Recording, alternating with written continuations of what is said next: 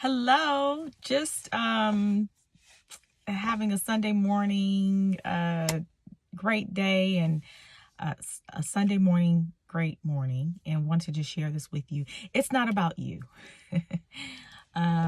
It's not about you. I recognize that this calling on my life uh, is not about me. And what I mean by that, it's not about what I think is best. It's, um, um, what I think is the better way. My life belongs to God, and I recognize that. And there is a level of submission and a level of humility that I have acquired and that I have learned along the way. I recognize when I put a lot of my feelings into it, a lot of what I think Cammie should have. Um, then Cammie gets puffed up, and then there's a lot of pride that gets in the way. Pride comes before the fall of destruction, and really pride gets in the way of humility. Pride gets in the way of submission. Pride gets in the way of really of you listening to God. And in truth, pride gets in the way of you standing in your power. And what I mean by that is true power, which is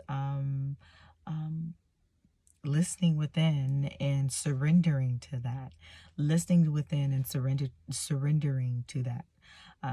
True power is following the voice of God. True power is laying down the sword. True power is when it's time to be quiet, to be quiet. True power is understanding your truth and resting in that, and resting in God, and resting in that flow.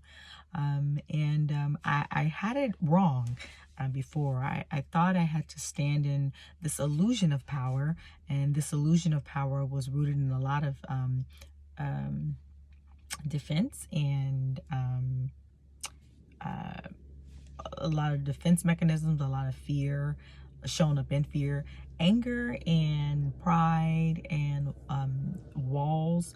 A lot of that is rooted in fear. There's a difference between having healthy boundaries versus being defensive because the root of that is fear. And so I've understood that my life does not belong. My life is not my own.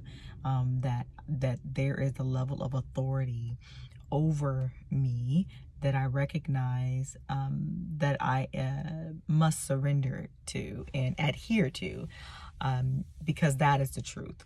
There's a verse that I love in Jeremiah, I believe it's Jeremiah 29:11. And it says, for I know the plans, for God knows, for I know the plans that I have for you, says the Lord, plans to prosper you and to bring you a hope and a future, plans to not harm you, but to bring you good. And there has to be a level of listening.